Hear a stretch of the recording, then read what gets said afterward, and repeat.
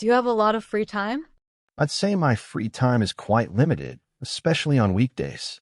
I have a demanding work schedule, which leaves me with very little time for leisure. However, I make an effort to set aside a few hours on the weekends to relax and do things I enjoy, ensuring I have a healthy work-life balance. What do you usually do in your free time? On my days off, I love to unwind by getting out into nature. I enjoy hiking or taking long walks in the local park to clear my head. I also have a passion for painting and often spend my afternoons creating art, which I find to be a very therapeutic and rewarding way to spend my time. What did you do on your last free day? My last free day was quite productive and enjoyable. I started the morning by visiting a local farmer's market to pick up some fresh ingredients. In the afternoon, I cooked a new recipe that I had been wanting to try for a while. The rest of the day was spent reading a new book and catching up with friends over video calls. Why is free time important? Free time is incredibly important for both our mental and physical well-being. It provides a much-needed break from the stresses of daily life, allowing us to recharge our batteries. Engaging in hobbies or simply relaxing helps prevent burnout and keeps us feeling refreshed and motivated. It's essential for a balanced lifestyle. How will you spend your next free day? I have big plans for my next day off. I'm hoping to go on a day trip to the coast with some friends. We want to explore the beach, have a picnic, and perhaps try out a new cafe there. It's an opportunity to escape the city and create some fun memories, which I'm really looking forward to.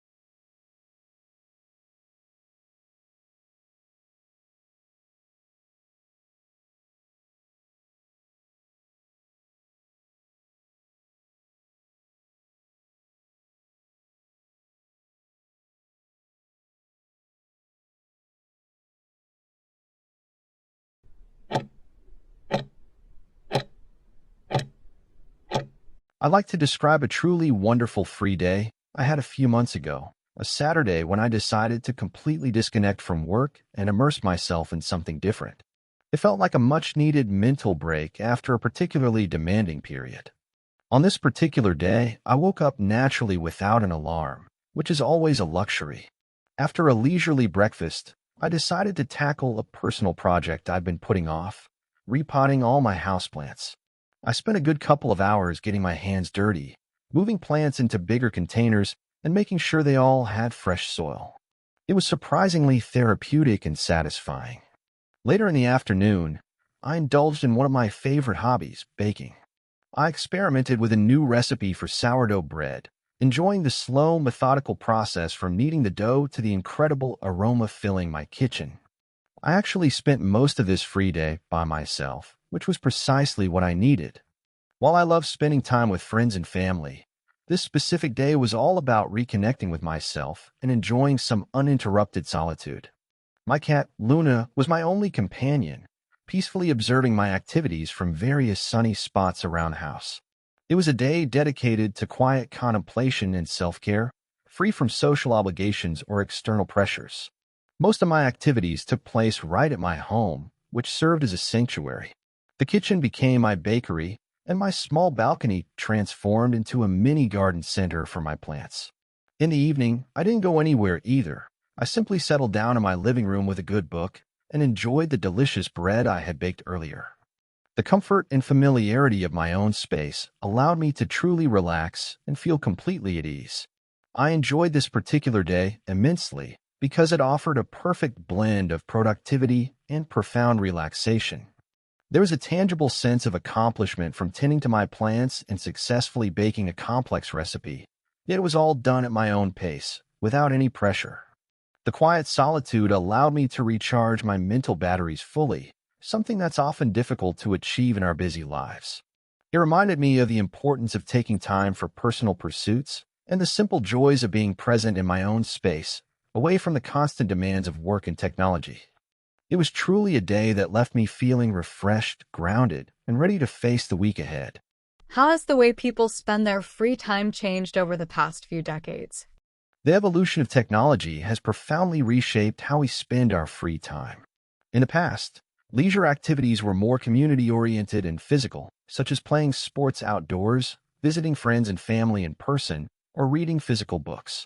Now, a significant portion of our free time is spent on digital platforms.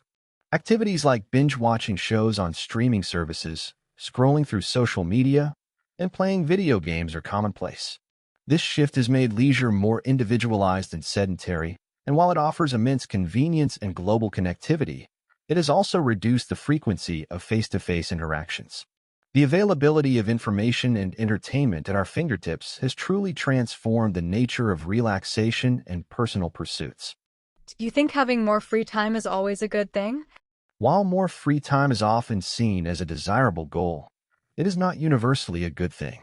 For many, an abundance of free time without a sense of purpose can lead to boredom, feelings of aimlessness, and even a decline in mental well-being. People often thrive on structure and a sense of accomplishment, and a lack of these can be detrimental.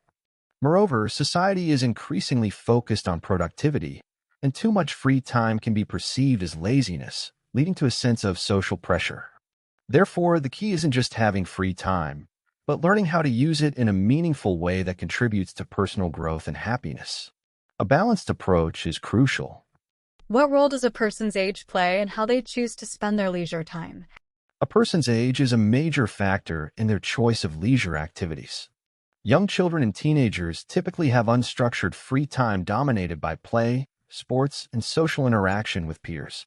As people enter adulthood, their leisure time often becomes more limited due to work and family responsibilities, so they seek efficient ways to relax, such as hobbies or short trips. Middle-aged adults might prioritize family activities or personal growth, while older people, particularly after retirement, often have a significant increase in free time. They may engage in more community-based activities, lifelong learning, or travel. Each life stage comes with different priorities, energy levels, and social roles, all of which shape the way they utilize their free moments. How does a person's financial situation affect their free time activities? A person's financial situation has a profound impact on their leisure activities, acting as a major determining factor in what is accessible. Those with significant disposable income can afford expensive hobbies like international travel, fine dining, or high-end sports. In contrast, people with limited financial resources must find more affordable ways to spend their free time, such as going to free public parks, engaging in home-based hobbies like reading or cooking, or participating in community events. While some activities like hiking or spending time in nature can be enjoyed by all, financial constraints often restrict options, limiting opportunities for new experiences and personal enrichment. Ultimately, money provides choice and access, which fundamentally alters the landscape of one's leisure pursuits. Do you think governments should provide more public facilities for people's leisure activities? Yes, I absolutely believe governments have a responsibility to invest more in public facilities for leisure. Providing access to free or low-cost resources like parks, libraries, and community centers promotes social equity, ensuring that everyone, regardless of their financial background, has opportunities for recreation and personal development. These spaces are vital for fostering a sense of community and social cohesion. For example, local parks encourage physical activity and bring people together, while libraries offer a quiet space for learning and relaxation. By creating and maintaining such facilities, governments can significantly improve the overall well-being and quality of life for their citizens, making a positive impact on both physical and mental health. This investment pays dividends in the form of a healthier, happier society.